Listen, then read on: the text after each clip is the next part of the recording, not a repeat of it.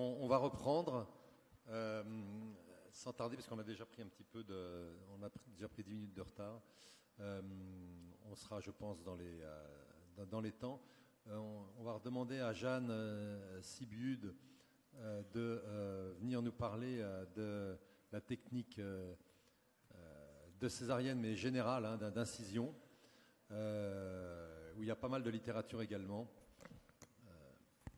Jeanne, tu peux commencer, ça va faire entrer les gens. Très bien, merci François et rebonjour. Et donc en fait c'est assez court parce que dans les différentes techniques, moi je vais vous présenter donc les techniques de Misgavladash qui sont les apparentées à Joel Cohen et versus Pfannenstiel. Et en fait il y a beaucoup de choses qui sont détaillées ensuite dans les autres questions, hein, le type d'hystérotomie, d'hystérographie, etc. Là c'était pour parler un petit peu des études qui ont vraiment comparé une technique complète versus une autre technique complète. Donc la question c'était, est-ce que la technique de Misgavladash et ses apparentés diminuent la morbidité maternelle associée à la césarienne en comparaison à la technique de Pfannenstiel? Donc juste un rappel de tout ce que contient chacune des techniques.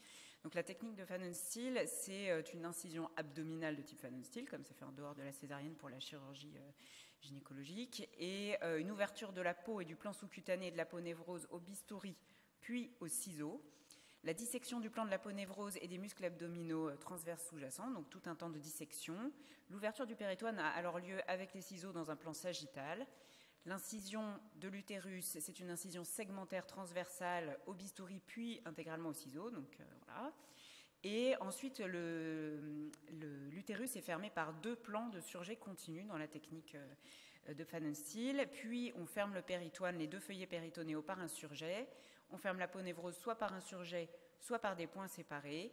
Et puis, pour la peau, ce sont des points séparés ou un surjet intradermique. Donc, il y a quand même plusieurs options pour ces deux derniers temps.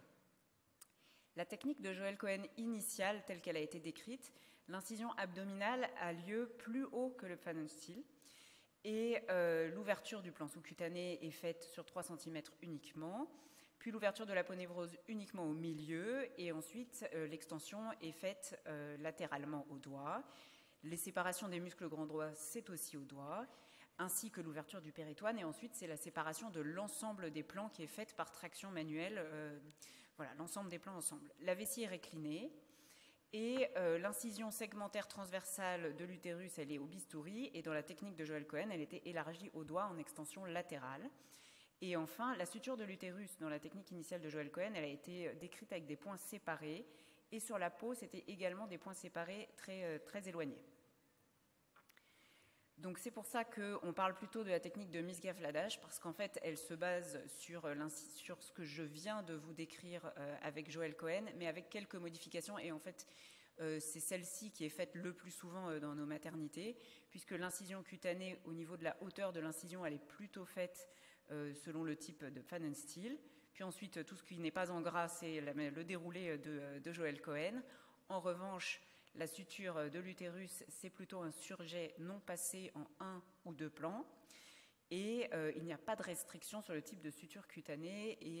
Et donc, ça peut être soit des points séparés, soit un surjet intradermique.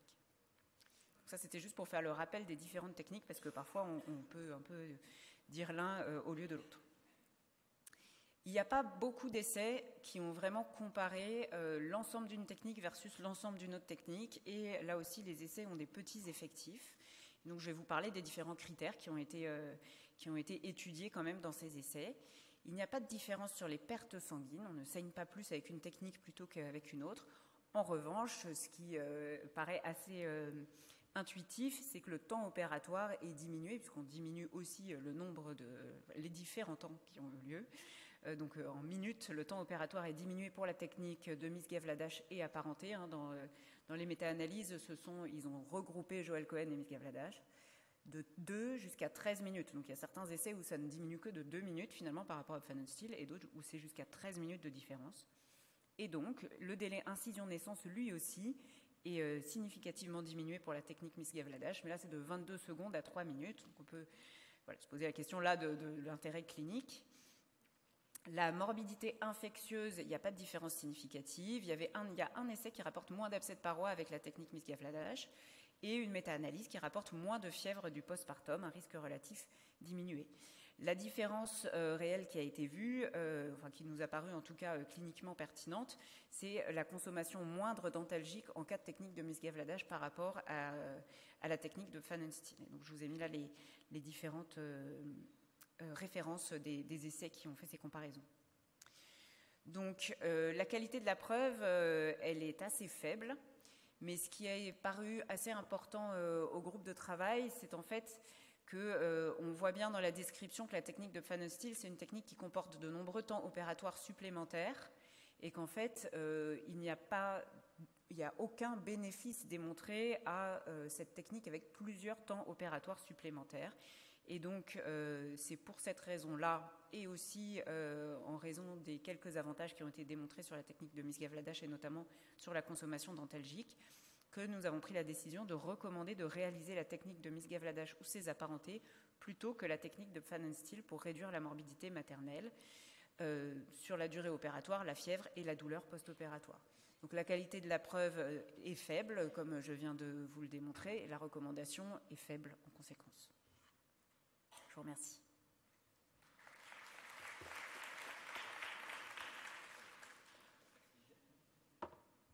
Merci Jeanne. Est-ce qu'il y a des questions? Oui. Est-ce que un micro? Merci.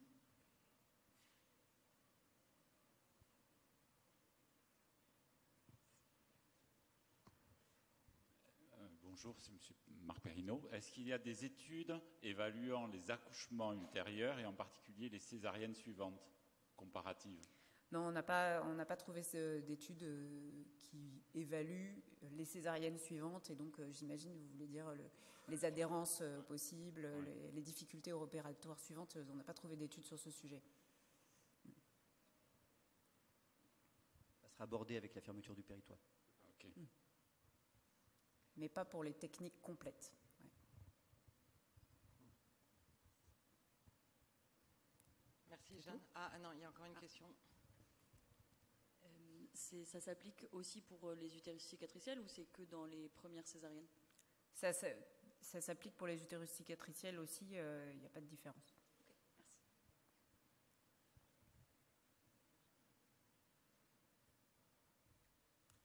Okay, merci. Ok, donc l'équipe de Bordeaux à nouveau avec Hugo Madar qui va nous parler de l'hystérotomie avec ou sans décollement de vessie, au ciseau, au doigt, dans le sens transversal ou crânio-caudal. Exactement, merci beaucoup. Donc je vais vous parler suite à l'incision et au type d'incision de l'hystérotomie, du décollement vésical, de comment on fait chacune de ces étapes pendant la césarienne, ou en tout cas quelles sont les données de la littérature qui pourraient nous aider à les faire. Donc l'hystérotomie, la question qui se pose concernant l'hystérotomie, c'est est-ce qu'on décolle la vessie avant? Après, est-ce qu'on fait l'hystérotomie après l'incision au doigt ou au ciseau quand on l'étend? Et quand on étend l'hystérotomie, est-ce qu'on l'étend dans le sens crânio-caudal, c'est-à-dire de la tête aux jambes de la patiente, ou dans le sens transversal? On s'est posé 3 questions picots. Les 3 étaient: est-ce que le décollement vésical systématique avant la réalisation d'une hystérotomie diminue-t-il la morbidité maternelle? La deuxième, c'est: est-ce que l'extension au doigt de l'hystérotomie diminue la morbidité maternelle en comparaison à l'extension de l'hystérotomie réalisée au ciseau? Et la troisième, c'est: est-ce que l'extension de l'hystérotomie réalisée en crânio-caudal diminue la morbidité maternelle en comparaison à l'extension en transversale? Concernant le rationnel sur le décollement vésical systématique, alors c'est traditionnellement décrit dans les techniques de césarienne, comme vous l'a évoqué Jeanne. Ça permettrait théoriquement de réduire le risque de plaie vésicale lors de l'hystérotomie, d'éloigner la vessie avant l'incision, mais le fait de décoller cette vessie augmente le risque de plaie lors du décollement, augmente le risque de complications hémorragiques, puisque c'est un plan qui n'est pas censé saigner, mais qui peut saigner quand même, et pourrait augmenter le risque de troubles sphinctériens en cas de décollement trop prononcé. On a étudié plusieurs outcomes d'intérêt: la plaie vésicale, les pertes sanguines, l'infection urinaire, les douleurs post-opératoires et le temps opératoire. Il y a peu d'essais randomisés qui ont étudié la question: est-ce qu'on décolle la vessie systématiquement ou pas? En général, pour chaque outcome, on avait entre 2 et 7 essais randomisés qui avaient étudié cette question-là. Et il y a une méta-analyse de 2013 qui a compilé 4 essais randomisés entre décollement vésical systématique avec 300 patientes et absence de décollement vésical avec près de 300 patientes aussi. Mais dans cet essai, beaucoup de patientes complètement hétérogènes étaient inclus. Il y avait les utérus cicatriciels et non cicatriciels, les césariennes programmées et en urgence, et puis des césariennes à tout terme. Donc en fait, il n'est pas certain que les réponses qu'on obtienne puissent s'appliquer à toute cette population, puisqu'il y a quand même des différences, notamment entre utérus cicatriciels et non cicatriciels. Alors concernant le risque de plaie vésicale lors du décollement, c'est un événement qui est très rare. Les études n'étaient pas assez suffisantes en effectif pour montrer une différence. Il n'y avait pas de différence au sein des 4 essais de la méta-analyse qui a étudié cette complication.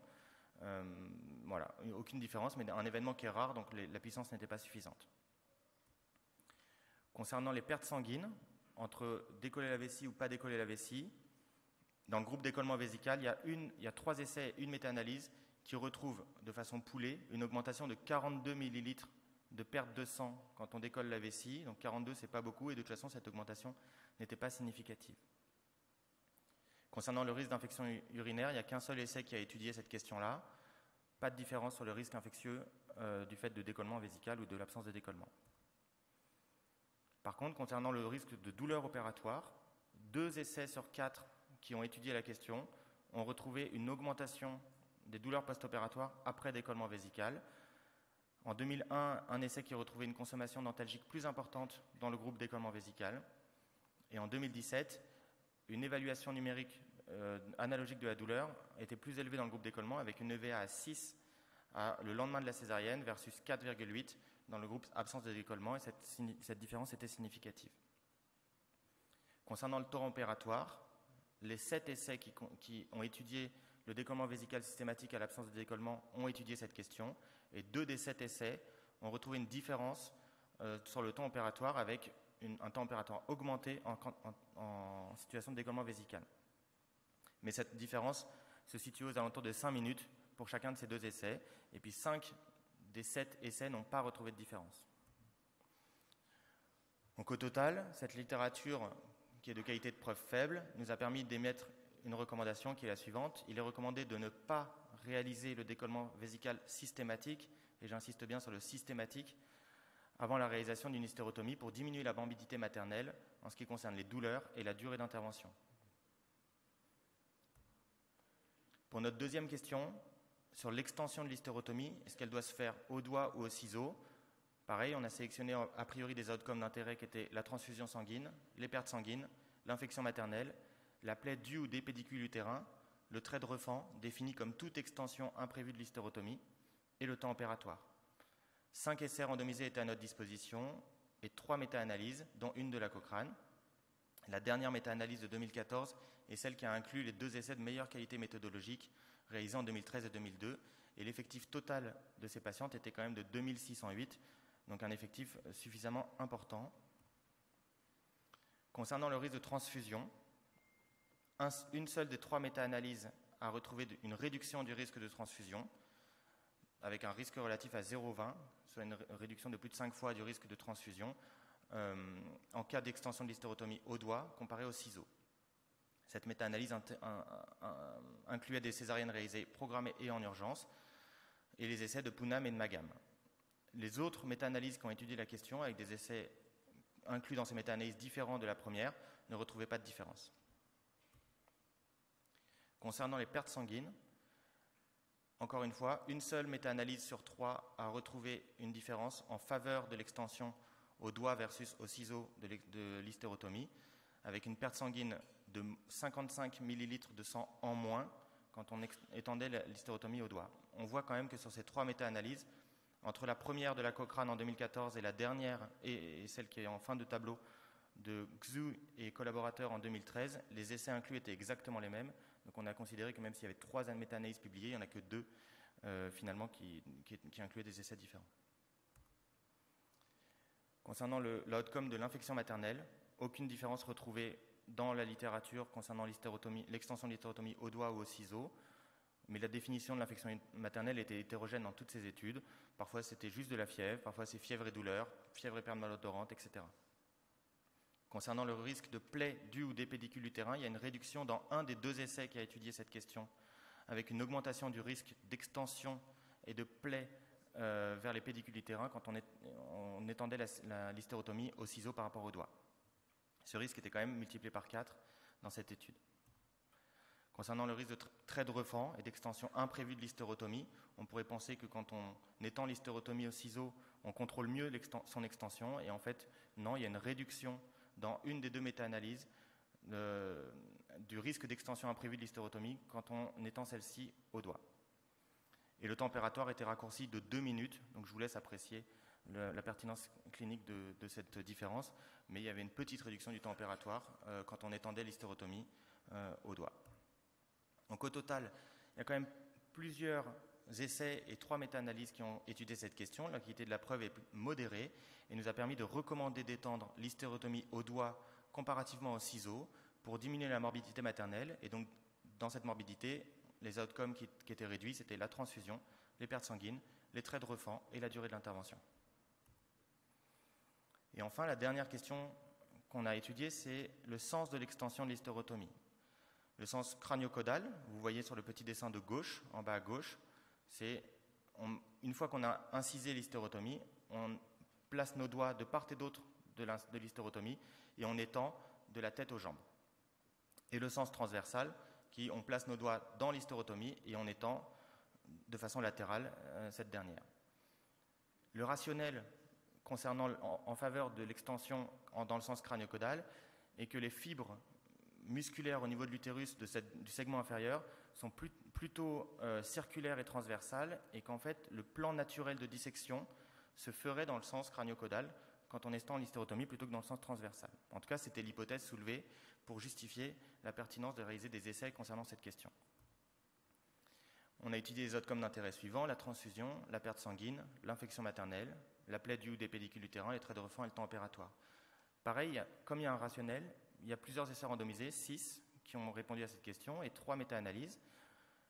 Et puis, c'est la dernière méta-analyse de 2021 qui permet d'avoir une qualité de la preuve plutôt modérée, enfin meilleure, avec 2800 patientes inclus.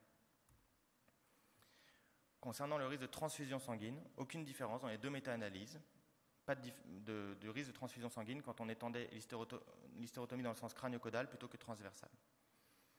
Concernant le risque de perte sanguine, 2 méta-analyses et 1 essai retrouvaient une réduction du risque de perte sanguine avec une différence d'environ 50 ml en moins en faveur de l'extension dans le sens crânio-caudal plutôt que transversal. Et dans l'essai de Cromie et collaborateurs en 2008, le critère de jugement concernant les pertes sanguines était le risque de perte sanguine supérieur à 1500 ml. Et là, le risque de perte sanguine supérieure à 1500 ml était réduit de 80% quand on faisait une extension en crânio-caudal plutôt qu'en transversal. Concernant l'infection maternelle, il n'y a pas de différence, ça n'a jamais été étudié, donc je ne peux pas vous dire s'il y a une différence, si le sens d'extension de l'hystérotomie fait une différence sur cet outcome. Concernant le risque de plaie ou de pédicule utérin, il y a une réduction dans les 2 méta-analyses de ce risque qui est divisé par 2 quand on étend dans le sens crânio-caudal plutôt que le sens transversal. C'est probablement par l'intermédiaire de cette réduction du risque de plaie des pédicules utérin que l'essai randomisé de Cromie en 2008 a retrouvé une différence sur le taux de saignement supérieur à 1,5 litre. Concernant les traits de refend et l'extension imprévue de l'hystérotomie, étendre dans le sens crânio-caudal réduit ce risque également par 2 d'extension imprévue de l'hystérotomie. Et le temps opératoire n'était pas différent. En conclusion, sur cette dernière question, la qualité de la preuve est modérée et nous permet de recommander d'étendre l'hystérotomie de façon crânio-caudale comparativement à une extension transversale pour diminuer la morbidité maternelle, à la fois les pertes sanguines et les traits de refend. Je vous remercie.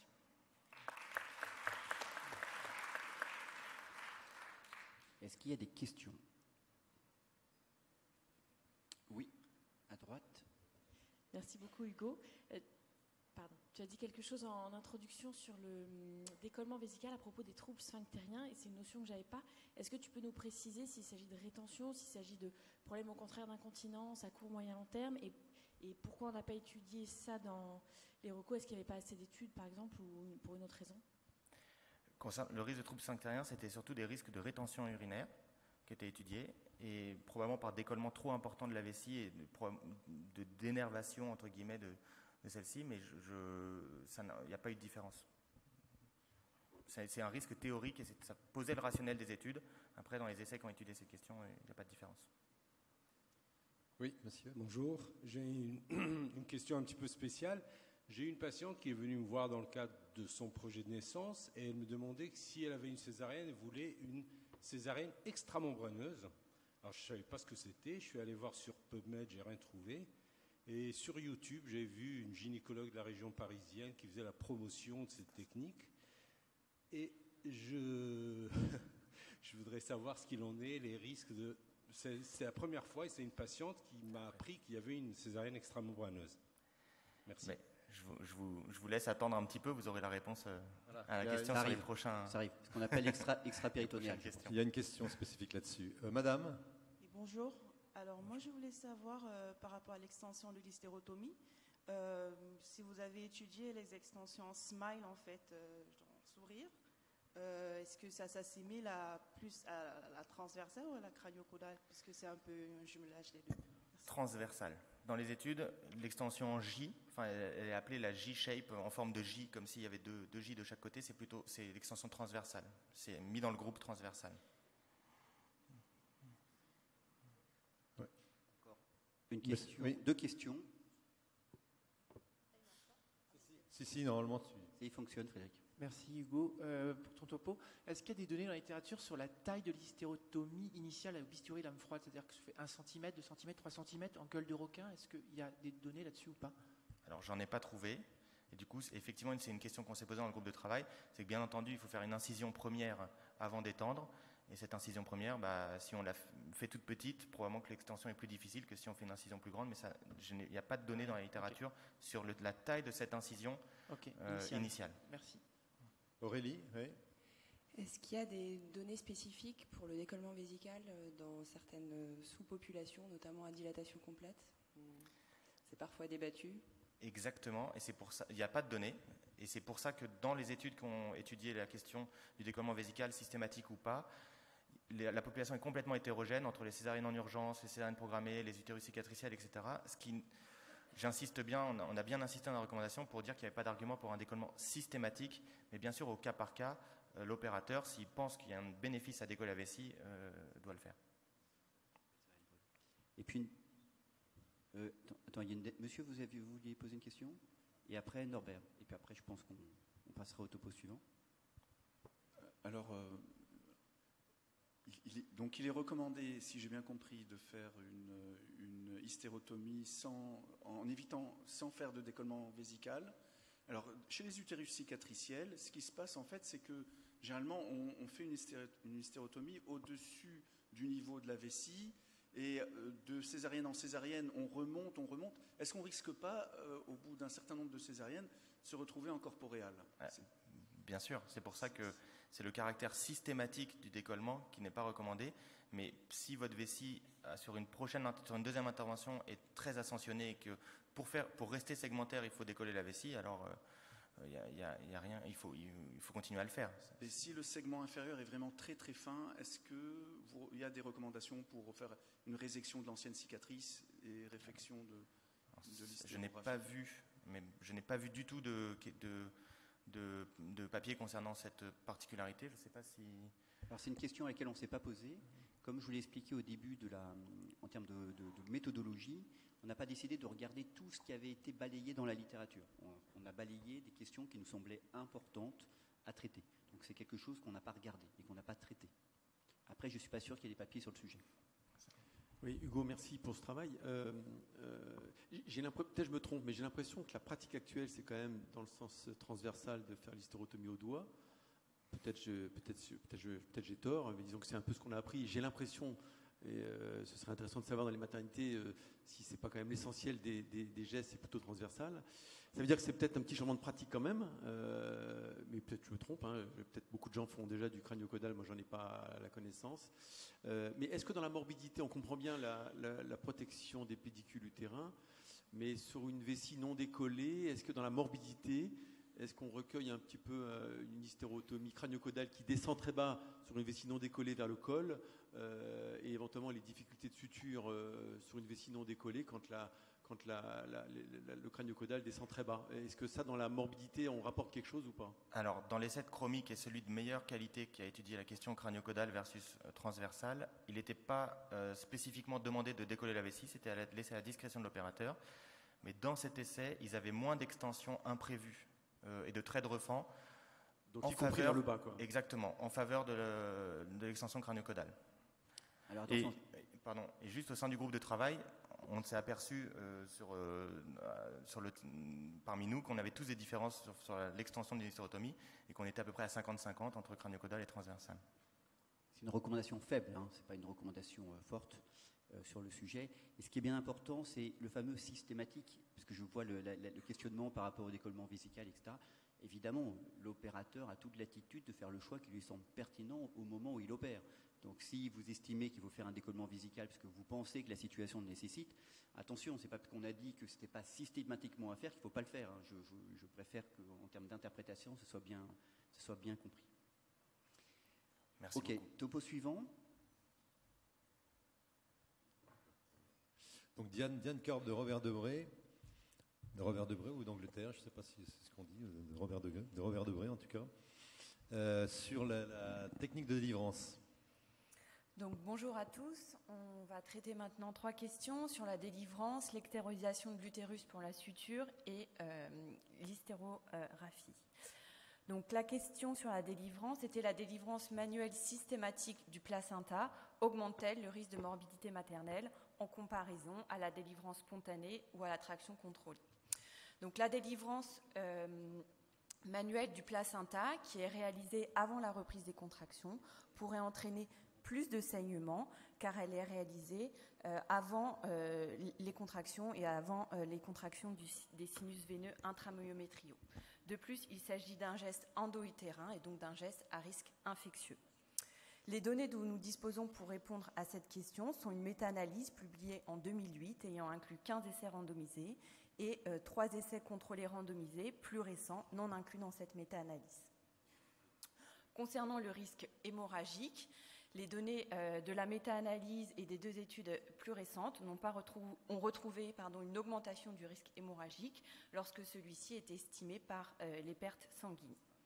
Concernant le risque infectieux, dans la méta-analyse, il a été observé une augmentation du risque d'endométrite et de fièvre puerpérale en cas de délivrance manuelle, mais il y avait une hétérogénéité entre les essais inclus dans cette méta-analyse concernant l'antibioprophylaxie utilisée et concernant aussi la définition de cette complication infectieuse. Donc les données de la littérature pour cette question sont interprétées avec grande prudence car il y a une hétérogénéité dans la population, les critères de jugement, le terme d'inclusion lors de la césarienne, les techniques de césarienne réalisées et aussi concernant la prévention qui avait été faite pour l'hémorragie ou l'infection. Et il y avait aussi une hétérogénéité concernant les groupes contrôle de la délivrance manuelle avec soit une délivrance par traction contrôlée, soit une délivrance spontanée. Ainsi, il est recommandé de ne pas réaliser de délivrance manuelle systématique en cas de césarienne, car elle augmente la morbidité maternelle, qu'elle soit hémorragique et infectieuse, en comparaison à la délivrance spontanée ou à une traction contrôlée du cordon. Il s'agit d'une recommandation faible, basée sur une qualité de la preuve faible. Concernant la question suivante, elle était: la suture de l'utérus en 2 plans diminue-t-elle la morbidité maternelle à court et à long terme en comparaison à la suture en 1 plan? Donc, le type de suture de l'hystérographie peut avoir un impact sur la cicatrisation de l'utérus et donc avoir un impact sur les complications qui surviennent notamment à long terme lors des prochaines grossesses à titre de rupture utérine. À court terme, le type de suture peut aussi avoir un impact sur la durée opératoire et les complications qui en découlent, à savoir les complications infectieuses et hémorragiques. Pour répondre à cette question, nous disposons d'une méta-analyse pour les complications à court terme, une méta-analyse ayant inclus 27 essais randomisés, une méta-analyse ayant inclus 14 essais randomisés et 3 études de cohorte prospectives, et puis 4 essais contrôlés randomisés plus récents et donc non inclus dans ces méta-analyses. Concernant les complications à moyen et à long terme, nous disposons d'une méta-analyse. Donc tout d'abord, concernant les complications maternelles à court terme, concernant la durée opératoire, les données sont contradictoires. Certaines études n'ont pas retrouvé de différence significative et d'autres études ont retrouvé une diminution significative, mais qui était très courte et qui n'avait pas d'impact clinique. Concernant les risques hémorragiques, dans les 2 méta-analyses et dans les 2 essais contrôlés récents, il n'a pas été mis en évidence de différence concernant ce risque hémorragique. Concernant le risque infectieux, il en était de même, pas de différence dans les 2 méta-analyses et dans un essai randomisé plus récent, mais les événements infectieux dans ces différentes études, dans les méta-analyses, étaient définis de façon très variable. Concernant le risque d'ismocèle, il semble que l'incidence de l'ismocèle ne soit pas diminuée de façon significative en cas de suture en 2 plans, mais il y a une grande hétérogénéité des études concernant la définition de l'ismocèle, le délai d'évaluation en post-opératoire et concernant le moyen de diagnostic par l'échographie, avec des types d'échographie, des coupes et des mesures réalisées différentes selon les études. De plus, l'impact clinique en dehors d'une grossesse et pendant une grossesse ultérieure de ces ismocèles reste encore à définir. Concernant le risque de synéchie utérine selon la suture en 1 ou 2 plans, aucune étude n'a évalué ce critère. Concernant maintenant les complications à plus long terme, en ce qui concerne les anomalies d'insertion placentaire, nous disposons d'une étude qui est l'étude Coronis. C'était un essai contrôlé randomisé pragmatique international qui avait pour objectif d'évaluer les outcomes maternels et néonataux selon la technique opératoire de césarienne. Et grâce à ces études, nous avons une évaluation à 3 ans. Dans cette étude, concernant le placenta Privia, il a été observé 5 cas dans le groupe suture en 2 plans, 4 cas dans le groupe suture en 1 plan. Et concernant les placentas Accreta, il a été observé 2 cas dans le groupe suture en 2 plans et aucun dans le groupe suture en 1 plan. Concernant le risque de rupture utérine ou de déhiscence de cicatrices associée au type de suture, dans 2 méta-analyses, il n'a pas été observé de différence significative. Toutefois, il est à noter que ces résultats sont principalement dus aux résultats de l'essai Coronis, car la quasi-totalité des patientes de ces méta-analyses étaient représentées par cet essai. Une autre méta-analyse ne retrouvait non plus, pareil, pas d'association entre type de suture et risque de rupture utérine ou de déhiscence. Et dans une analyse secondaire qui comparait surjet passé ou surjet non passé, il était mis en évidence une augmentation significative du taux de rupture en cas de suture en implant et de surjet passé. Donc toutes ces études ont des limites importantes, sont le plus souvent des études qui sont unicentriques avec de faibles effectifs, des techniques de suture qui sont très variables et qui peuvent influencer la morbidité maternelle. Ainsi, il y a une grande hétérogénéité des résultats de ces méta-analyses. Ainsi, les données de la littérature ne permettent pas d'émettre de recommandations concernant la réalisation d'une suture en 2 plans plutôt qu'en 1 plan pour réduire la morbidité maternelle à court et à long terme. Donc, il s'agit d'une absence de recommandation avec une qualité de la preuve modérée. La question concernant l'extériorisation de l'utérus était: est-ce que l'extériorisation de l'utérus de l'abdomen afin de faciliter l'hystérographie augmente-t-il le risque de morbidité maternelle en comparaison à la stratégie de laisser l'utérus dans le pelvis? Donc, pour répondre à cette question, nous avons 3 méta-analyses, avec la méta-analyse la plus récente qui est dans les patientes sont principalement dominées par les patientes de l'étude Coronis. Et puis, il y a 3 essais contrôlés randomisés unicentriques publiés plus récemment. Donc, concernant le temps opératoire, que ce soit dans la méta-analyse ou dans un essai contrôlé randomisé plus récent, il n'a pas été mis en évidence de différence entre l'extériorisation ou non de l'utérus. Concernant le risque infectieux, il n'a pas été mis en évidence de différence significative. Concernant les saignements, il a été mis en évidence seulement dans la méta-analyse, dans une des méta-analyses, une diminution significative du taux d'hémoglobine. Il s'agissait d'une méta-analyse qui avait inclus 6 études qui évaluaient la perte d'hémoglobine à différents temps opératoires. Et cette diminution de la perte d'hémoglobine est vraiment très faible et a peu de signification clinique. Dans les méta-analyses, il n'a pas été retrouvé de différence concernant le taux de transfusion. Et dans un des essais randomisés plus récents, il a été retrouvé une diminution significative des pertes sanguines estimées en cas d'extériorisation de l'utérus. Et il est à souligner que dans aucun des essais, il n'a été évalué des critères d'hémorragie sévère du postpartum.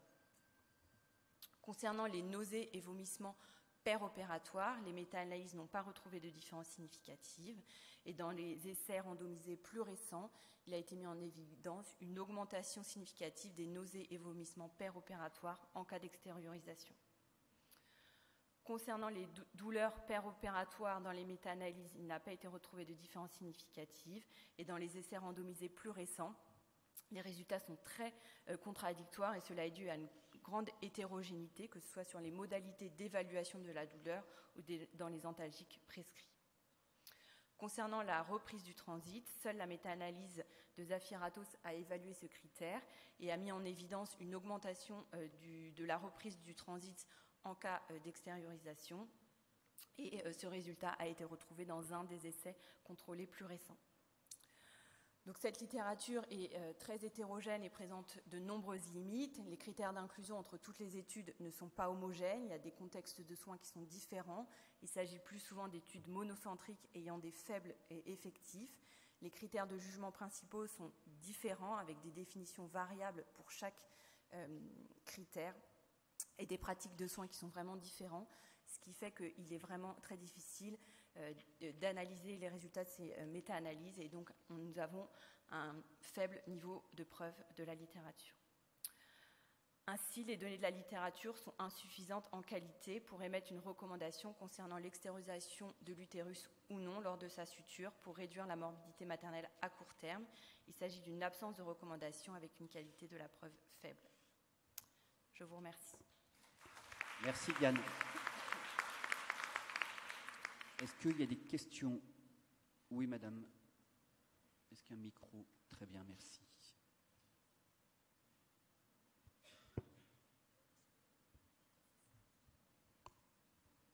Oui, bonjour. Vous avez parlé de la délivrance manuelle, de la délivrance artificielle, mais qu'en est-il de la délivrance dirigée sous pabal vers césarienne?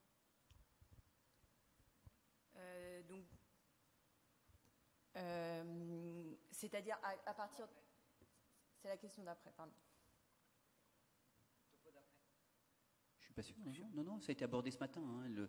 Quelle est la question exacte? C'est-à-dire que quel utérotonie il faut utiliser ou... Non, en fait, nous on fait des délivrances. Une fois que le bébé est sorti, l'anesthésiste nous fait le pabal. Ouais. Et on fait une traction dirigée sur le cordon pour une délivrance dirigée. Oui, mais en fait, il n'y a pas lieu de modifier la stratégie de traction contrôlée du cordon, que vous utilisiez un utérotonique de type ocytocine ou un utérotonique de type carbétocine. Je ne sais pas si je réponds à votre question. Voilà, en fait, ce n'est pas une manuelle standard. Vous faites un produit quand même, vous faites un utérotonique. J'ai pas, pardon. Oui. En fait, juste la délivrance dirigée pharmacologique, c'est indépendant de tout cela. Tout le monde doit la faire. Ça, il n'y a pas de problème. Hein. Vous avez, c'est bien sûr toutes ces études. Il y a une délivrance. Alors, je ne sais pas ce que vous appelez délivrance dirigée, parce que tout le monde n'est pas complètement d'accord sur la définition. Parce que la délivrance dirigée, ça peut être effectivement pharmacologique plus l'attraction. Vous avez raison. Mais en fait, souvent en France, on parle de délivrance dirigée. C'est synonyme de pharmacologique finalement. Et que la traction contrôlée du cordon, alors que ce soit par voie basse ou par césarienne, c'est encore une autre étape. Mais effectivement, toutes les patientes ont une délivrance dirigée pharmacologique, bien sûr. Oui. Okay. Tout le monde reçoit un utérotonique. Et après, la question, c'est traction contrôlée ou pas. Exactement.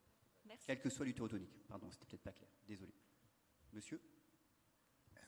Dans les gestes techniques de la césarienne, par ordre chronologique, on a sauté à un temps qui est le clampage du cordon. Alors, il se trouve que la Société américaine de chirurgie a émis une recommandation forte sur le délai d'1 minute avant de clamper le cordon chez les enfants au-delà de 37 semaines ou le treillage du cordon vers le bébé. Là, il n'y a pas de recommandation sur ce sujet-là? Alors, on ne l'a pas traité parce qu'on n'avait pas de pédiatre avec nous. On estimait qu'il fallait avoir des pédiatres avec nous pour traiter cette question. Ça ne fait pas tellement l'objet de débat pour les pédiatres. C'est-à-dire que les pédiatres recommandent effectivement d'avoir un clampage retardé. Voilà. Après, il y a une vraie discussion sur la littérature, parce que ce n'est pas si évident que ça. Mais si vous demandez à un pédiatre, toutes les recommandations pédiatriques disent qu'il faut un clampage retardé. Je crois même que la Société française de néonates s'est positionnée sur ce sujet-là, mais elle s'est positionnée sans association des gynécologues obstétriciens. Et à l'inverse, nous, on estimait qu'en tant que gynécologue obstétricien, il fallait, si on faisait se positionner sur ce sujet, qui est un sujet extrêmement important, il ne fallait pas simplement qu'il y ait juste un pédiatre avec nous, avec 10 gynécologues obstétriciens, et que c'est quelque chose qui doit être réalisé vraiment ensemble. Donc volontairement, on ne s'est pas positionné sur ce sujet-là. C'est dommage, mais c'est comme ça.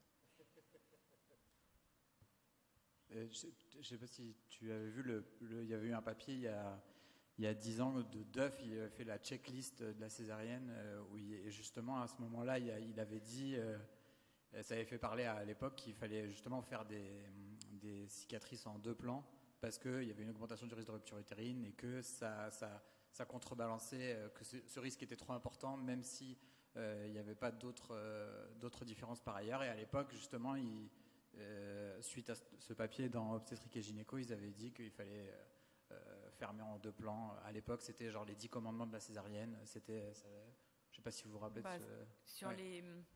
Même sur les dernières recommandations américaines, c'est plus comme ça.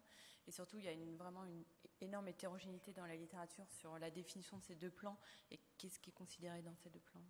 Et après, c'est vrai que maintenant, les ismocèles, on en voit beaucoup. Et peut-être qu'en reprenant maintenant les histoires d'ismocèles, est-ce qu'on se rend compte si c'est vraiment ça ou si c'est pas ça? Mais en vrai, comme on se suturait déjà en implant avant, je suis pas sûr que ça va changer quelque chose. Mais là aussi, sur les ismocèles, c'est vraiment très, très, très hétérogène la littérature. Là aussi, c'est très très mal défini, les ismocèles. Il y a des Delphi qui tournent internationaux auxquels j'ai été contacté. En fait, il y a aussi pourquoi il y a plus d'incidence, c'est parce qu'on fait beaucoup plus d'échos, on voit beaucoup plus de choses. Si on faisait des échographies systématiques à tout le monde, il n'y a pas d'études comme ça, de faire une échographie systématique après chaque césarienne à 3 mois par exemple, et ça n'existe pas, ce serait intéressant de voir l'incidence des ismocèles totalement asymptomatiques.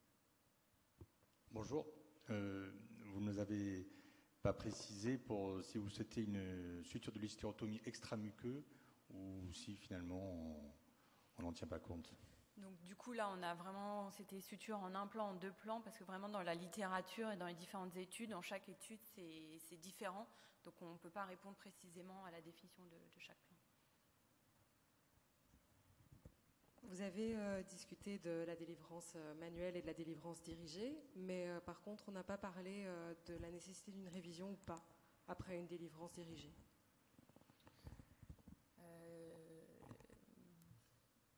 Alors, c'est une question. Là encore une fois, c'est peut-être la nouvelle méthodologie. On ne s'est pas posé toutes les questions possibles. C'est vrai que c'est une bonne question, je suis d'accord avec vous, mais au sein du groupe de travail, on a estimé que ce n'était pas un sujet suffisamment important et que probablement qu'on n'aurait pas de données sur le sujet. Et donc, a priori, on n'a pas regardé ce sujet-là.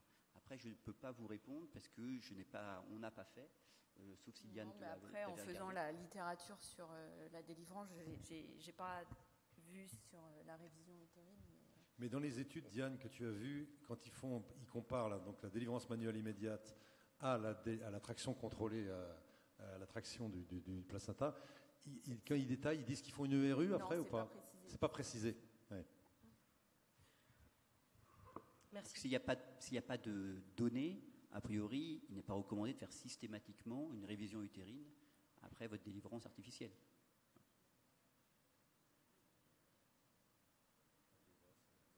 Délivrance dirigée. Est-ce qu'il y a d'autres questions? Donc Nicolas Sananès de Strasbourg, qui va venir faire le point justement, on en parlait tout à l'heure, sur les fermetures des péritoines pariétales et viscérales. Merci, bonjour à tous.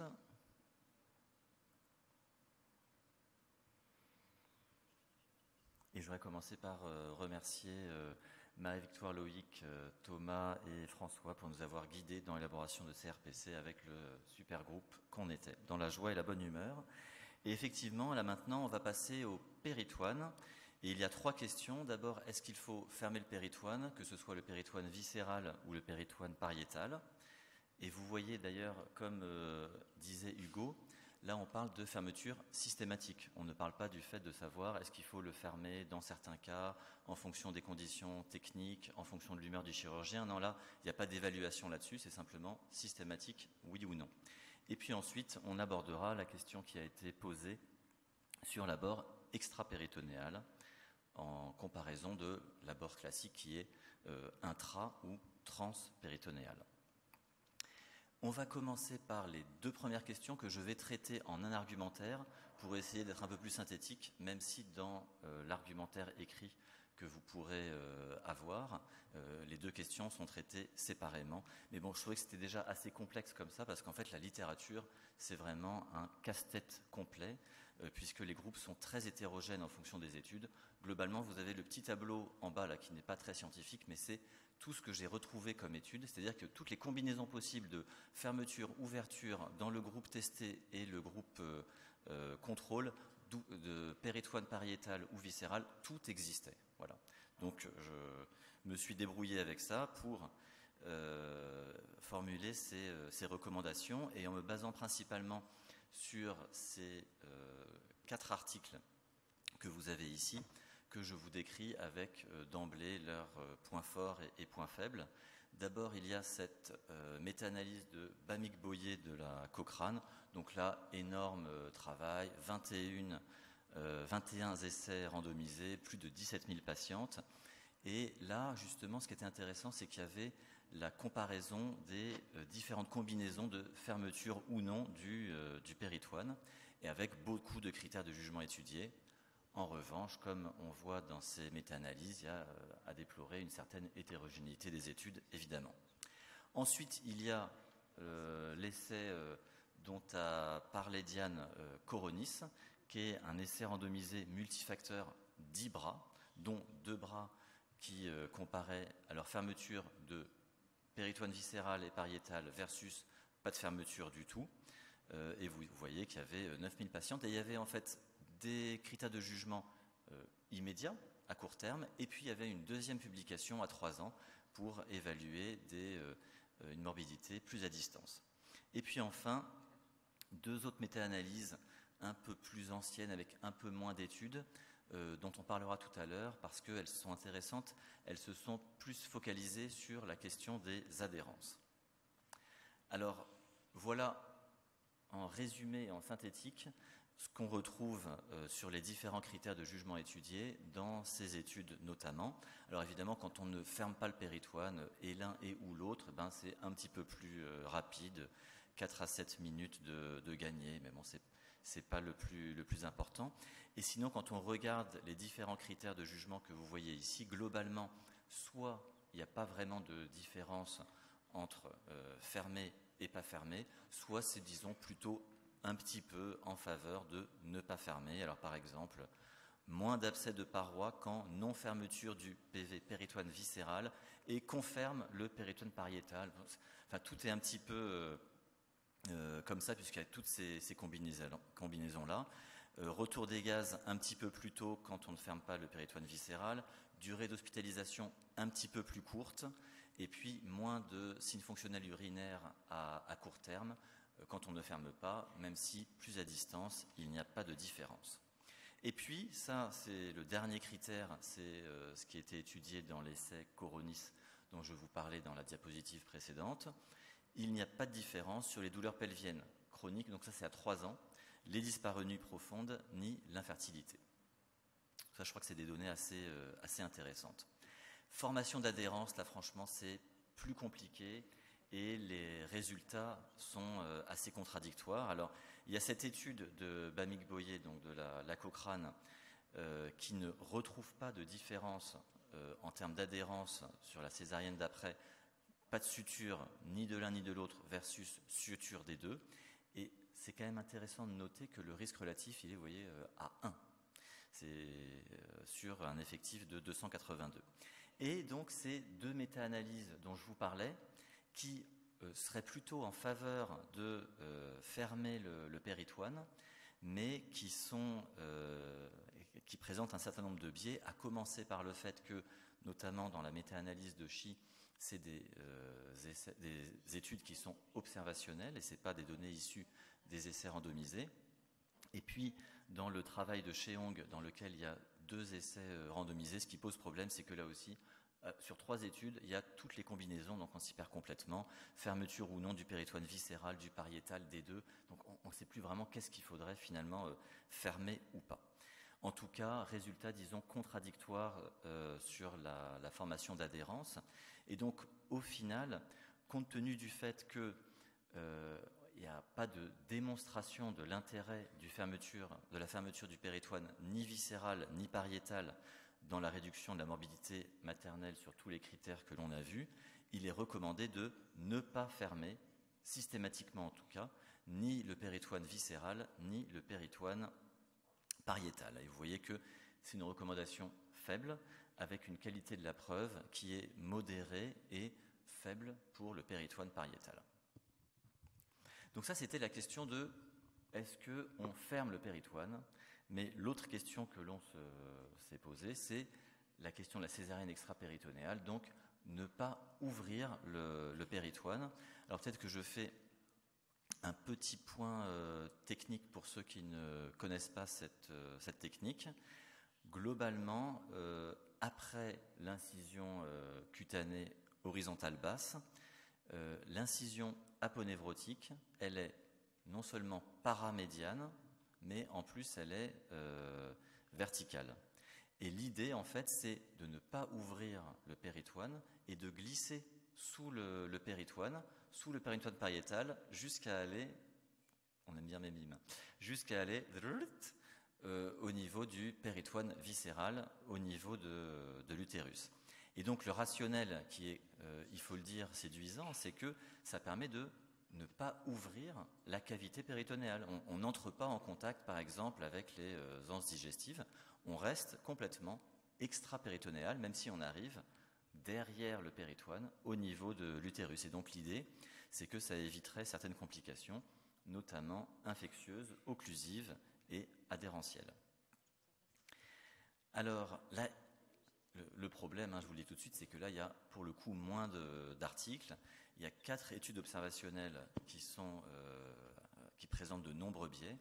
Et il y a 3 essais randomisés que je vous ai représentés ici, avec notamment un essai récent d'une qualité méthodologique qui est correcte, publié dans PLOS ONE en 2021 par Dimassi. Globalement, là aussi, je vous fais une analyse un petit peu globale, synthétique de ces essais. Mais ce qui pose problème, en tout cas dans les 2 premiers, dans l'essai de Tapov et de Yapka, c'est qu'il y a un biais de comparabilité, puisqu'en fait, évidemment, ceux qui font cette technique de césarienne, ce n'est pas des débutants, en fait, puisque c'est des seniors qui se sont formés notamment à cette technique-là.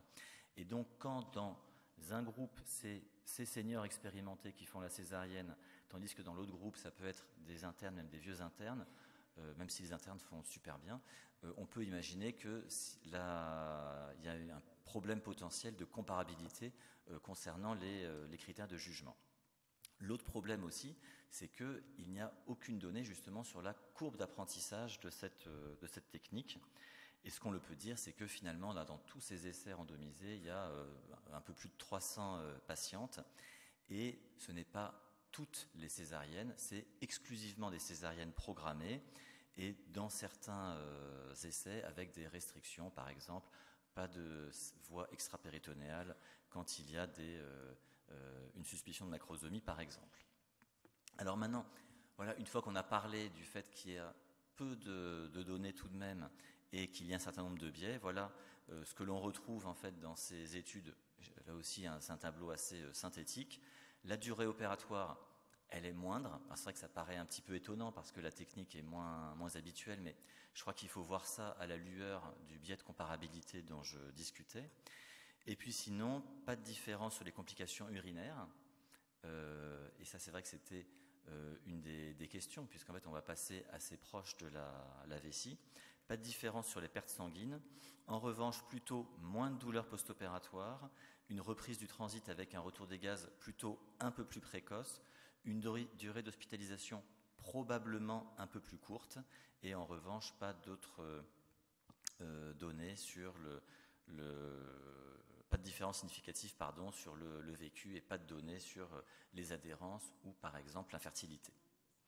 Donc ce qu'on peut dire, c'est que c'est une technique qui apparaît assez séduisante dans le concept, et que ces essais randomisés sont plutôt prometteurs, mais clairement, compte tenu de tout ce que je vous ai expliqué comme biais, comme nombre de cas publiés, là 360 par rapport à 17 000 pour les césariennes transpéritonéales, on comprend bien que, en tout cas, au jour d'aujourd'hui, les données de la littérature sont insuffisantes en qualité et en nombre pour émettre une recommandation par rapport à cette technique.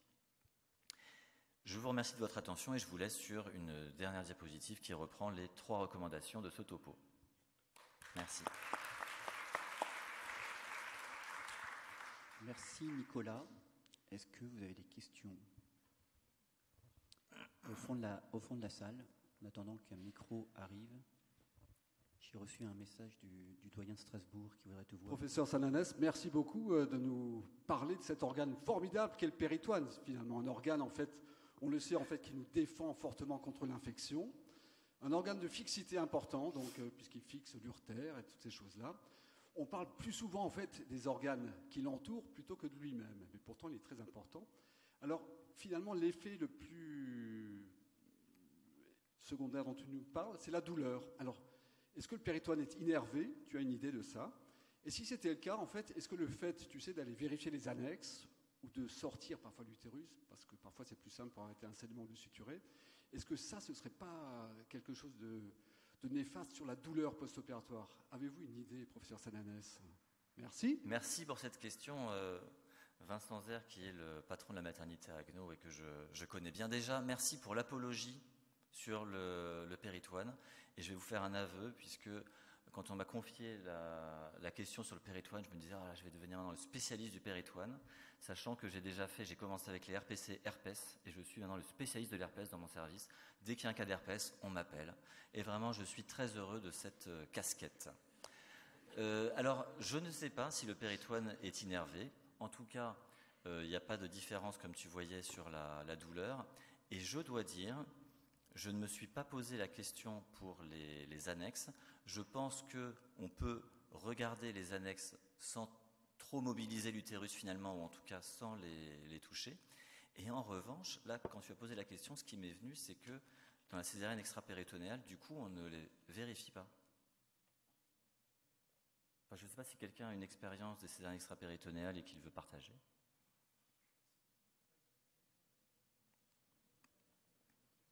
Est-ce qu'il y a d'autres questions? Oui, monsieur, madame. D'abord madame qui a levé plutôt. Bon, peu importe, monsieur. Non, juste sur les césariennes extra-péritonéales, quelques aides opératoires, mais enfin, il y a un recours quasi systématique à une aide à l'extraction, au forceps ou ventouse, qui pose un gros souci. Enfin, on n'en parlait pas là-dedans, mais c'est quand même un petit peu embêtant. Oui, c'est vrai, merci, c'est vrai que j'aurais pu en parler. Parce que là, on était sur la morbidité maternelle, mais vous avez tout à fait raison. Dans la césarienne extra-péritonéale, l'extraction par instrument fait partie intégrante de la technique, et il y a environ 80-85% des extractions instrumentales par forceps lors des césariennes extra-péritonéales. Alors moi j'ai essayé parce que je trouvais que ça changeait un petit peu à un moment donné, et il y avait une vidéo qui est très bien faite qu'on trouve dans l'American Journal si vous voulez essayer, et clairement moi j'ai trouvé qu'on mettait au départ il y a une courbe d'apprentissage parce qu'on met son hystérotomie beaucoup plus basse au départ quand on ne fait pas attention, et par contre pratiquement une fois sur deux j'ai rompu le sac lors de l'extraction.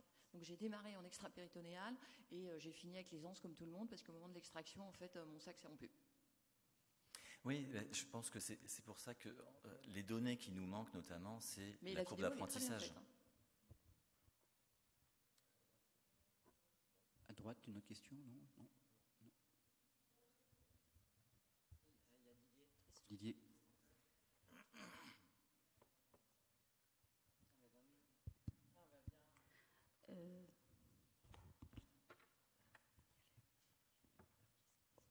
D'abord, bravo pour le travail et pour la présentation qui était top. Moi, je l'utilise dans une indication très particulière qui est les dérivations ventriculo-péritonéales pour effectivement ne pas se retrouver dans une situation éventuellement d'infection de cette dérivation. Mais c'est vrai que honnêtement, on n'est pas à l'aise du tout. C'est pas du tout le même abord. Et c'est pas étonnant que les opérateurs utilisent très très fréquemment un instrument pour sortir l'enfant, parce que l'abord est quand même beaucoup plus exigu et beaucoup plus difficile. Bon, je vais aller venir à Grenoble pour voir comment ça se passe. Oui. Oui, bonjour. Moi, je voudrais bien profiter de votre présence. J'aimerais savoir votre expérience sur fermeture ou pas fermeture de péritoine viscérale et pariétale après des césariennes itératives. Est-ce que vous ne remarquez pas qu'il y a des adhérences quand on ne ferme pas le péritoine pariétal? Et ceci, bien sûr, ça doit être évalué, même opérateur, césarienne confondue, première césarienne ou plusieurs césariennes. Avec ma petite expérience, moi je trouve que sur certains cas, on trouve vraiment des adhérences qui ne sont pas négligeables. Merci pour votre question. Merci. Je dois dire que j'essaye de me méfier des apparences ou de ce que je ressens en fait dans ma pratique. Et c'est d'ailleurs l'état d'esprit des RPC d'essayer de s'affranchir de ses convictions pour répondre de façon aussi scientifique que possible. Mais vous me demandez mes impressions et je vous les donne avec plaisir. Mon sentiment, c'est que plus on a de gestes invasifs, plus on va décoller la vessie, plus on va fermer le péritoine, plus on va faire remonter la vessie. Et donc, si on veut éviter que la vessie monte, déjà on ne la décolle pas. Et pour éviter que la vessie remonte encore plus, on ne va pas suturer le péritoine viscéral. Mais je ne sais pas si c'est valide, mais en tout cas, c'est mon sentiment. Non, ça, vous ne m'aviez pas compris. Pour les adhérences, pour le péritoine viscéral, ça se discute pas. Moi, je suis d'accord avec vous. Si on décolle, on remonte. Si on ne le touche pas, c'est bien. Mais c'est surtout le péritoine pariétal. Ah oui. Oui, alors là, je n'ai pas d'impression là-dessus. Je comprends très bien la question et je crois que c'est le point le plus complexe. Et d'ailleurs, vous avez vu que justement, les essais là-dessus et les méta-analyses avec notamment des études observationnelles sont contradictoires sur ce point. Merci. Merci à vous. Oui, monsieur. Attendez, pour que tout le monde écoute votre question, ça profite à tout le monde. Le péritoine, ça déchaîne les foules, en fait. Encore une question sur le péritoine. Ah Est-ce que vous avez des données sur la toilette péritonéale? Est-ce que vous faites une toilette au sérum phi? Est-ce que le fait de frotter le péritoine avec des compresses, est-ce que ça peut retarder le transit? Alors, ça ne faisait pas partie des questions qu'on avait identifiées initialement. Et à titre personnel, je ne connais pas de littérature là-dessus. Je ne sais pas si quelqu'un en connaît. En tout cas, pour ce qui me concerne, j'essaye de ne pas faire tout ce qui n'est pas forcément utile. Et donc, je ne lave pas, en tout cas pas de façon systématique.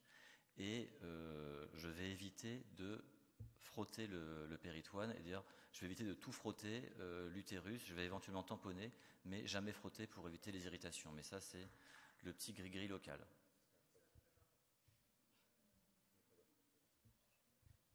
Allez, on enchaîne avec François Goffinet qui va...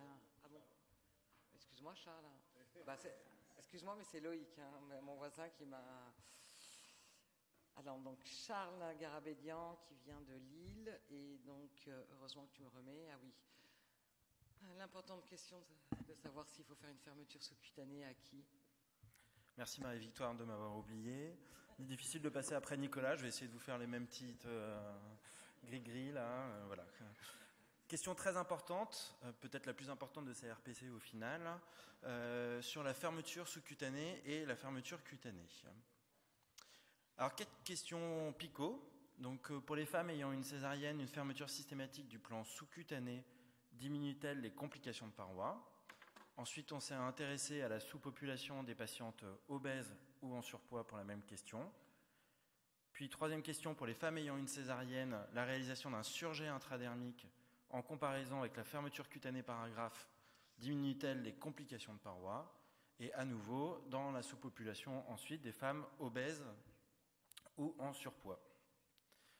Alors pour la position du problème, en général, on trouve dans les séries un taux de complication de paroi entre 5 et 10%, avec à chaque fois des définitions en plus qui sont très variables pour la complication de paroi. Ça augmente avec l'IMC, comme vous pouvez voir sur ce graphique, où pour un IMC inférieur à 30, on est à 6,6% dans cette série, versus 23% quand on a un BMI supérieur à 50. D'où cette question aussi, après, dans la sous-population des femmes obèses et en surpoids. Alors pour la fermeture systématique, on insiste à nouveau sur le systématique, du plan sous-cutané. Donc il y a une très belle méta-analyse qui est parue en 2017 par, vous voyez, quelqu'un qui fait beaucoup de méta-analyses, vous l'avez vu son nom à plusieurs reprises, qui reprend donc 10 essais randomisés et 3700 patientes.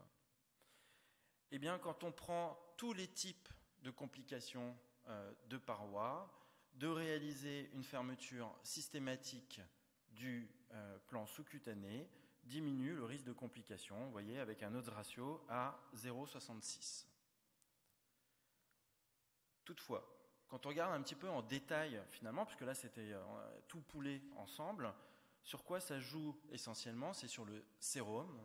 Et donc, on peut se poser après la question de l'intérêt clinique, où là, ça diminue de moitié la survenue d'un sérum. Par contre, quand on regarde toutes les études, il n'y en a qu'une seule, en fait, qui retrouve un effet. Toutes les autres ne retrouvaient pas d'effet. C'est en poulant ces données qu'on finit par retrouver cet effet de diminution de moitié. Quand on regarde l'hématome, ça ne change pas de faire une fermeture systématique.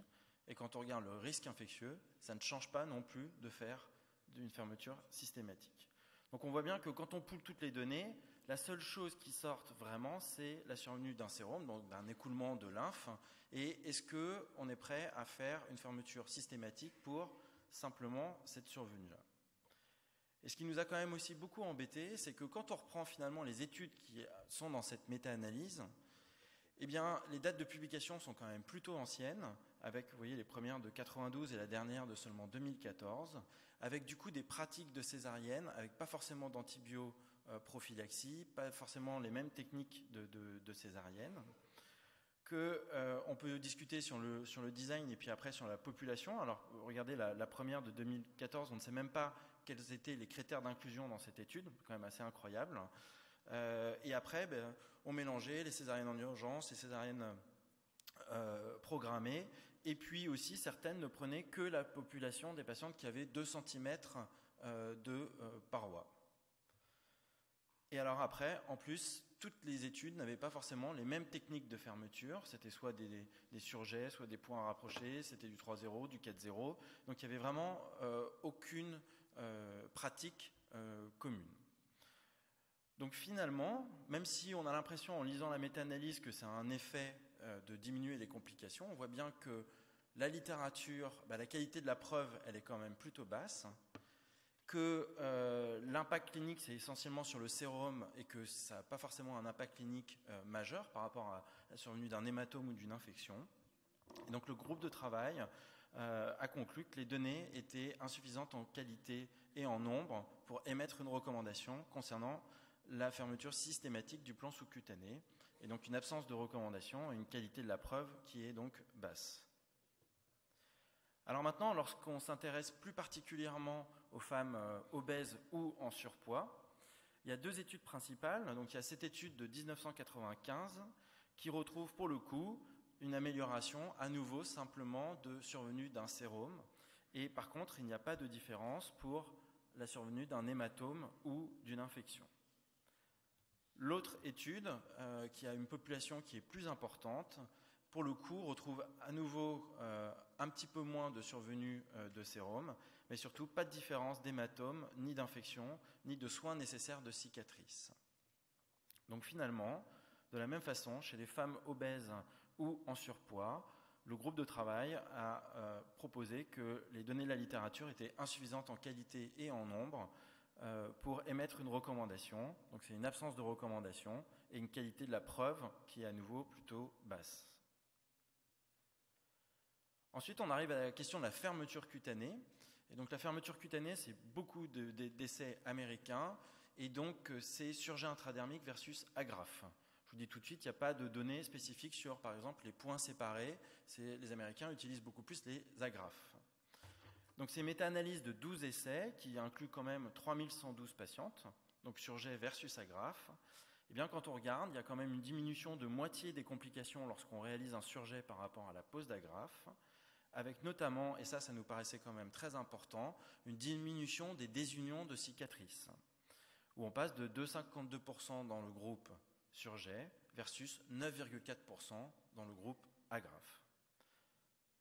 Par contre, il n'y avait pas de différence sur la survenue d'une infection ou d'un hématome de cicatrice, sur la satisfaction maternelle et l'évaluation de la douleur.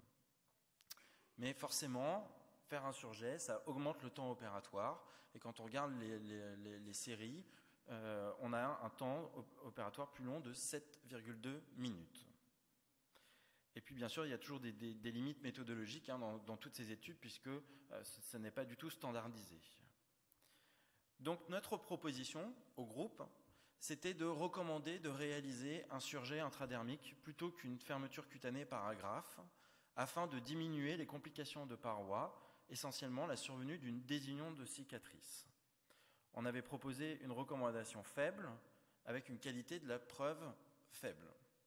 Puis, comme Loïc vous a expliqué, on a fait donc un Delphi-Madar, et dans ces 2 tours de Delphi, au premier tour, il n'y a pas eu d'accord, donc ce qui veut dire que notre recommandation n'était pas retenue.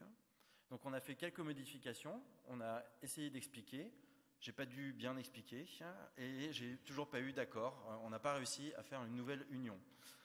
Donc finalement, je vous en parle, mais il n'y aura pas de recommandation sur la fermeture cutanée, puisque nous ne sommes pas arrivés à un accord entre experts et relecteurs de la question. Donc il n'y aura aucune recommandation émise. Enfin, chez les femmes obèses et en surpoids, lorsqu'on prend la même méta-analyse qui a extrait un petit peu les données en prenant de façon vraiment juste les femmes obèses, eh bien, on avait une diminution de la survenue, de complications de parois, de l'ordre de la moitié lorsqu'on faisait un surjet plutôt que des agrafes. Mais c'est en mélangeant tout à l'intérieur. C'est-à-dire que c'est un critère composite hétérogène qui prend le sérum, l'infection, la désunion, l'hospitalisation. Et surtout, c'est une analyse en sous-groupe qui n'est pas prévue initialement dans tous ces essais-là. Et donc, on a quand même un essai randomisé qui était publié dans l'American Journal en 2018, qui est le seul essai randomisé bicentrique, avec, vous voyez, un IMC supérieur à 40. Eh bien, dans cet essai-là, il n'y a pas de différence entre surjet intradermique versus agrafe pour les complications, que ce soit l'infection, la désunion superficielle ou profonde ou l'infection. Et donc au final, pour les femmes obèses et en surpoids, on conclut de la même façon que les données de la littérature sont insuffisantes en qualité et en nombre pour émettre une recommandation concernant la pertinence d'un surjet intradermique chez les femmes obèses. Absence de recommandation, qualité de la preuve faible. En conclusion, finalement, quand on décortique bien la littérature, la qualité de la preuve est assez faible et il faut se méfier des méta-analyses qui poolent toutes les données avec des critères qui sont vraiment composites et des gros biais méthodologiques, et que nous ne sommes pas arrivés à un consensus pour la fermeture cutanée. Je vous remercie.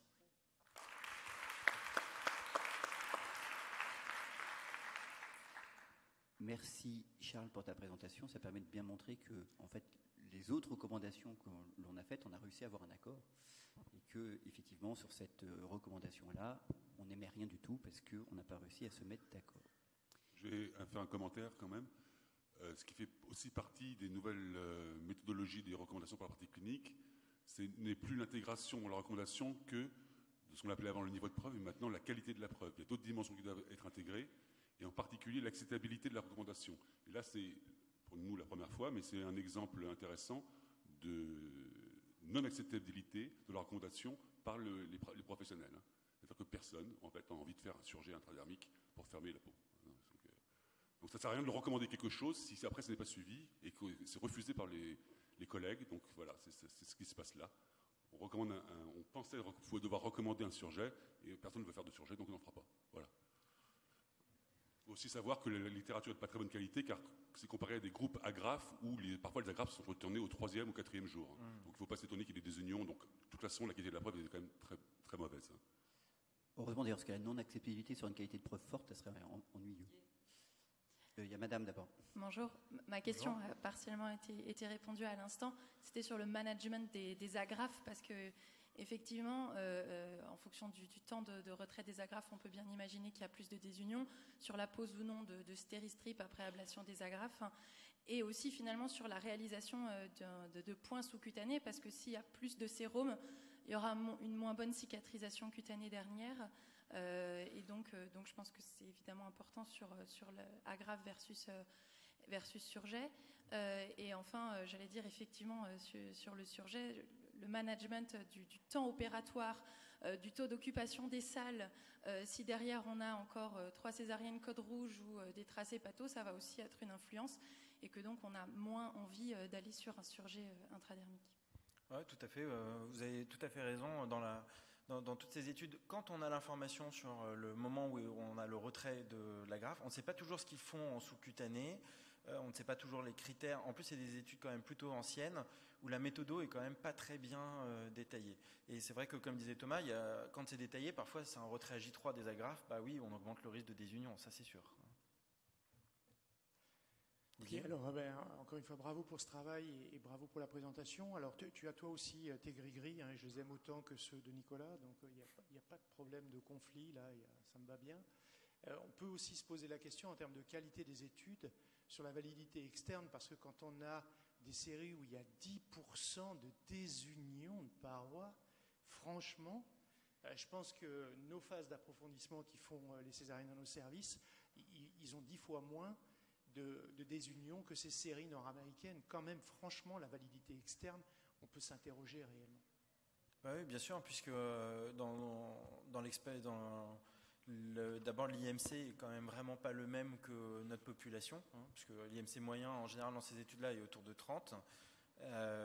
Et puis après, c'est pas du tout les mêmes temps d'hospitalisation, de sortie, de soins post-opératoires que notre système de santé français. Oui. Oui, bonjour, Anthony Seban. Voilà. Il y a un critère qui n'a pas été étudié, qui me semble quand même très important, c'est l'esthétique de la cicatrice à 1 mois, 3 mois. Et est-ce qu'on a des données là-dessus? Parce qu'au final, ça me semble le critère le plus important sur une cicatrice. Ouais. Enfin, un des critères les plus importants. Oui, merci pour votre question. C'est un critère qui est étudié, que vous verrez dans le texte long. Enfin dans le texte de la question. La cosmétique, quand on regarde, il y a un seul vraiment essai sur le cosmétique, la vision cosmétique par le chirurgien et aussi par la patiente à distance. Et on a 1 point de mieux sur une échelle sur 10 pour le surjet versus agrafe. Donc c'est significatif, mais est-ce que c'est vraiment un impact clinique? Parce que je crois que c'était 9,1 et 8,2. Enfin, je veux dire, c'est des bonnes notes dans les 2 cas. Pour la sous-peau, non, c'était vraiment, dans cette étude-là, c'était sur le surjet versus agrafe, c'était pas pour la sous-peau. Une autre question, hein?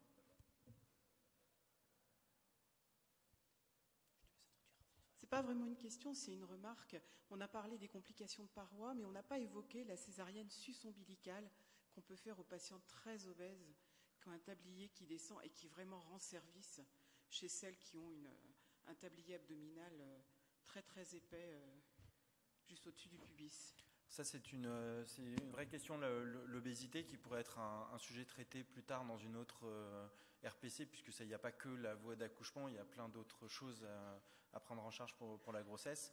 On ne s'est pas posé la question, parmi toutes les questions qu'on avait sélectionnées, sur vraiment la technique particulière chez les femmes obèses.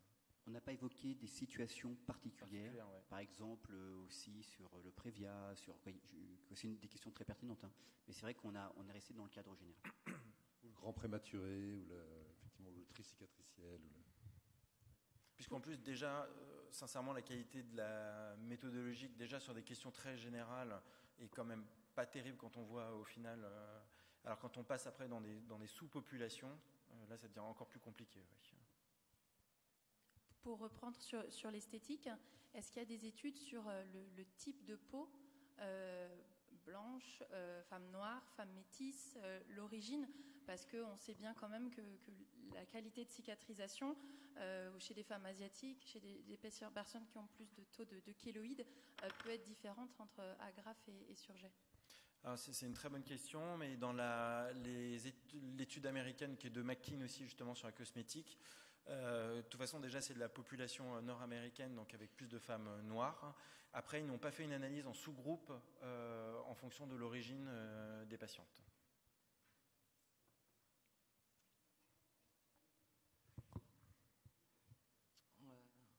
Merci Charles. C'est bon? Oui. Merci beaucoup Charles. J'espère que j'ai oublié personne des petits. Donc maintenant on va passer au grand François qui va nous faire une synthèse. Pardon? Ah. Bon, ouais, vous allez voir, les fonds vont être un peu différents des recommandations. Alors j'allais presque dire on va oublier tout ce qu'on a écouté ce matin puis on va voir comment on fait une césarienne maintenant. Non, juste comme d'habitude avec toutes les recommandations, il n'y a pas seulement celle-ci. Hein.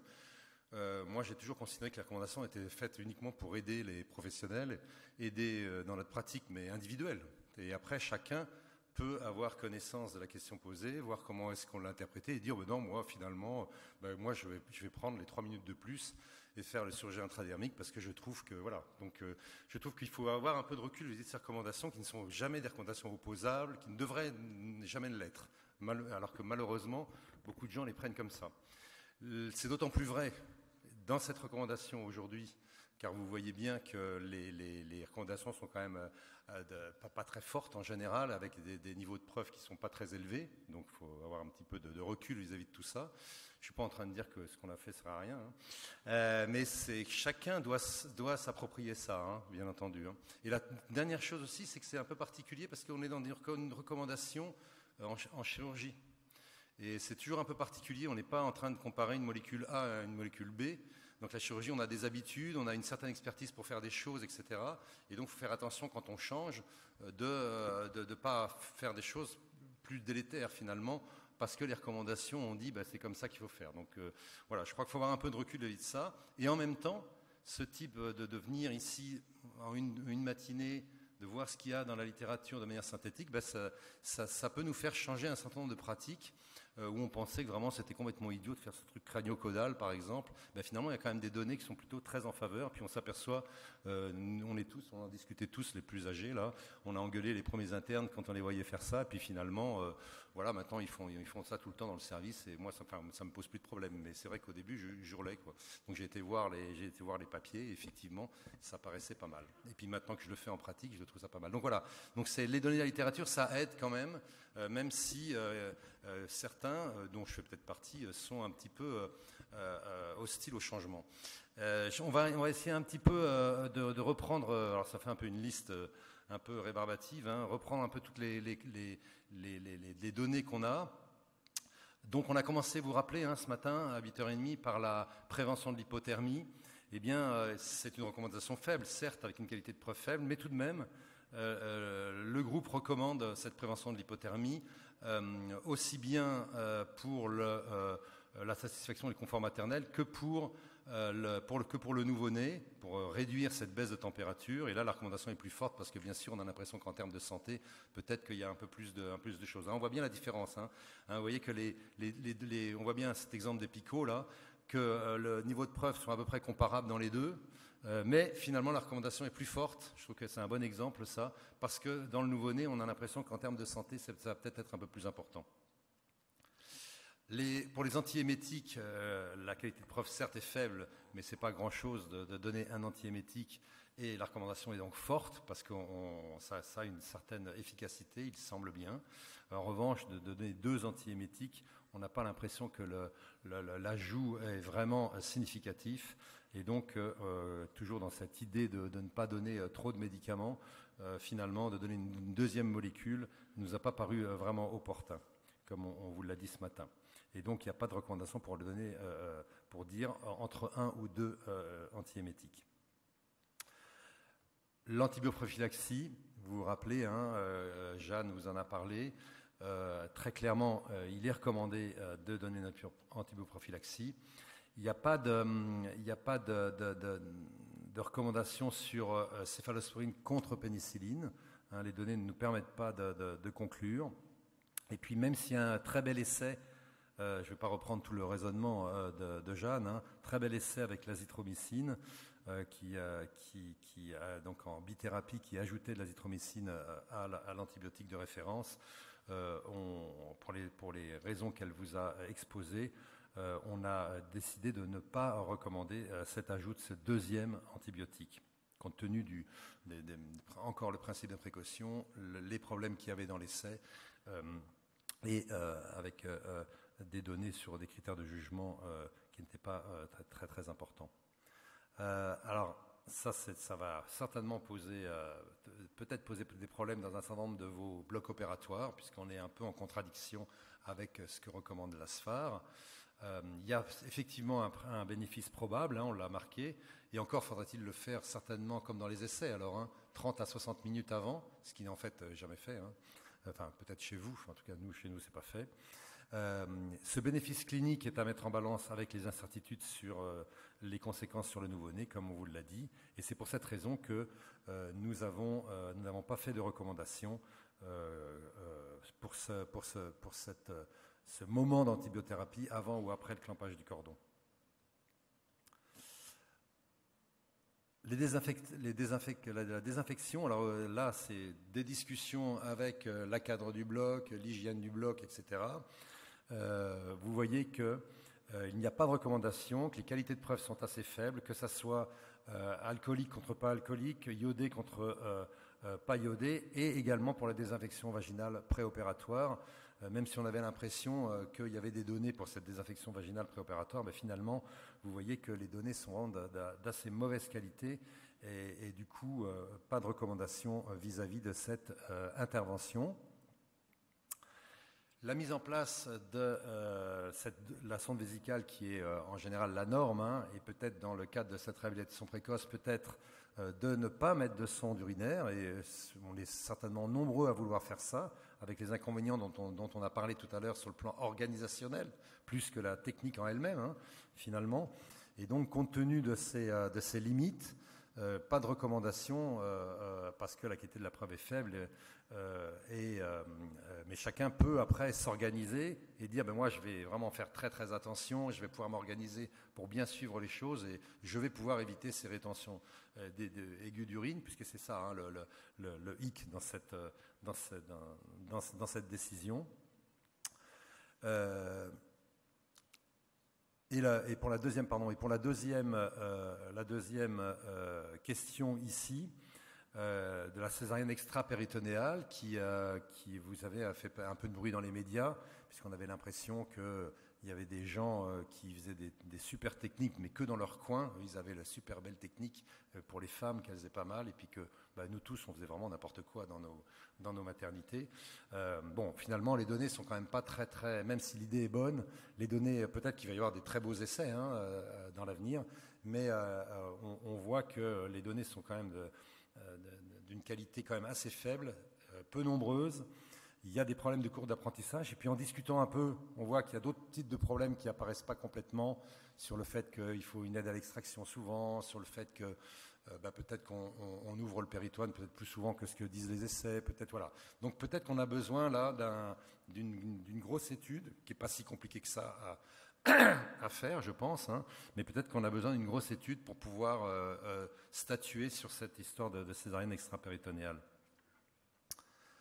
Je pense que là, maintenant, avec les données, même si la qualité de la preuve n'est pas si élevée que ça, finalement, hein, il n'y a pas tant de données que ça, mais quand même, on recommande de faire la technique Misgav-Ladac, et je pense que les gens qui maintenant la font régulièrement en sont plutôt satisfaits par rapport au Pfannenstiel. Alors on revient sur le placenta. On apprenait à aller chercher le placenta, bien sûr, de faire une sorte de délivrance manuelle immédiate quand j'étais interne. Et effectivement, il y a eu des études ces dernières années qui montrent assez clairement que même si l'outcome n'est pas énorme, hein, c'est en termes de santé, qu'il y aurait plutôt un avantage à faire une traction contrôlée plutôt que d'aller chercher le placenta immédiatement. Mais bon, attention, il y a beaucoup d'hétérogénéité effectivement dans les études. Et puis, il y a une chose qu'on ne dit pas trop, peut-être, c'est une des questions qu'on a posées tout à l'heure, et je me suis dit, mais finalement, si dans ces études, ils ne faisaient pas de révision utérine et que les gens font une traction contrôlée et font une révision utérine systématiquement après, est-ce qu'ils ne perdent pas le bénéfice, peut-être pas sur le plan hémorragique, mais en tout cas sur le plan infectieux, finalement. Donc, c'est une question à se poser. Alors, la carbétocine, puisque beaucoup de gens ont acquis et on utilise maintenant la carbétocine en pratique, mais vous voyez qu'il n'y a pas de preuve en termes de santé, et donc on n'a pas fait de recommandation, même si c'est un certain nombre d'autres types d'avantages peut-être, hein, organisationnels, mais on n'a pas mis de recommandations pour utiliser la carbétocine plutôt que l'ocytocine, puisqu'on n'a pas d'avantage sur les pertes sanguines. Il est recommandé maintenant, la qualité de preuve certes n'est pas très élevée, d'ailleurs la recommandation non plus, mais il est recommandé de ne pas faire de décollement vésical systématique. Bien entendu, hein, on est en chirurgie, donc voilà, même les recommandations, hein, on n'est pas là pour appliquer des protocoles bêtement. Quand on a une patiente en face de nous, on va s'adapter en fonction d'un certain nombre de critères et de paramètres. Hein, les règles des protocoles sont bien sûr là pour être enfreintes si on a des bons arguments, mais le décollement vésical systématique, en tout cas, n'est pas recommandé. Il est recommandé de ne pas le réaliser même, hein, donc il faut dire la phrase correctement. Il y a eu beaucoup de discussions sur l'utérus ces dernières années, puisqu'on voyait beaucoup d'accreta, on voyait voilà, et beaucoup en tout cas, beaucoup d'anciens obstétriciens qui avaient l'habitude de faire soit des points séparés, soit des sutures en 2 plans, se sont dit mais c'est vos nouvelles techniques qui finalement en un plan avec vos surgés là, qui fragilisent les utérus et qui entraînent tous ces accrétas. Bon, finalement, et puis qui entraînent d'autres problèmes à court terme. Finalement, vous avez vu que dans la littérature, il n'y a vraiment pas d'argument pour dire qu'il faut faire une suture en 2 plans, et donc on ne recommande pas un ou 2 plans. On aurait pu peut-être recommander pour des problèmes de simplicité de dire faites en 1 plan, mais c'était peut-être un peu compliqué pour ceux qui ont l'habitude et qui sont convaincus de faire le 2 plans, c'est vrai. Et puis la qualité de la preuve est assez modérée. L'hystérotomie, ça c'est peut-être des changements qui sont un peu, même si la recommandation est relativement faible, hein, parce que là, vous voyez que les conséquences en termes d'outcome ne sont pas très élevées, mais sur le plan de la technique, c'est des choses qui ont, en tout cas dans la plupart des hôpitaux que je connais à Paris, qui a beaucoup changé en 10 ans, là, 10-15 ans, où l'hystérotomie maintenant est faite quasiment systématiquement par nos internes au doigt et de façon crânio-caudale. L'extériorisation, vous avez vu un petit peu ce qu'on a comme résultat. On a des qualités de preuve faibles, hein, il n'y a pas beaucoup de données, hein, bien sûr, et puis la qualité n'est pas très élevée. Vous voyez ici, d'un côté, peut-être une petite diminution du risque hémorragique, mais vraiment, cliniquement, ce n'est pas significatif. Et puis après, de l'autre côté, plutôt une augmentation d'un certain nombre d'effets secondaires, comme des nausées, de durée de reprise du transit. Et du coup, on a décidé de ne pas émettre de recommandations compte tenu de ces données pour extérioriser ou non l'utérus. Mais vous pouvez peut-être, si vous extériorisez l'utérus actuellement, peut-être que vous vous dites là, finalement, si c'est juste pour que je vois mieux ou de faire saigner moins de 20 millilitres, mais si la femme finalement a moins de nausées, a une reprise du transit plus courte, peut-être que ça a un intérêt dans ces cas-là. Mais bon, encore une fois, la qualité de la preuve est assez faible. Hein. Les péritoines, hein, ça excite beaucoup les chirurgiens, ceux qui font des césariennes. Voilà, les qualités de preuve modérées pour le viscéral, plutôt un peu plus faibles pour le pariétal, mais il est plutôt recommandé de ne pas fermer systématiquement, encore une fois, hein, le péritoine viscéral et le péritoine pariétal. Voilà, à moins que vous ayez des raisons particulières, et vous pouvez très bien en avoir, hein, en fonction de l'anatomie, de la situation. A priori, on ne ferme pas systématiquement le viscéral ou le pariétal. En tout cas, il y a vraiment des données qui sont plutôt en faveur de ne pas fermer. Et puis enfin, je vous rappelle qu'il y avait plutôt des données, même si ce n'est pas très élevé hein, en termes de qualité, des données plutôt en faveur du sujet intradermique. Donc on s'était dit, on va plutôt recommander ça. Et voilà, donc les lecteurs ont été en désaccord 2 fois, et donc pas de consensus, et donc il n'y a pas de recommandation sur le surjet intradermique. Et c'est vrai également, il n'y a pas de recommandation, là il y avait eu un consensus, mais il n'y a pas de recommandation également chez les patients obèses pour les raisons qu'on vous a expliquées juste avant. Voilà, je vous remercie le groupe d'experts. Vous pouvez continuer à discuter. En chirurgie, c'est ça qui est bien, c'est qu'on peut discuter sans fin sur les techniques, surtout quand il y a très très peu de données. Voilà, bonne journée.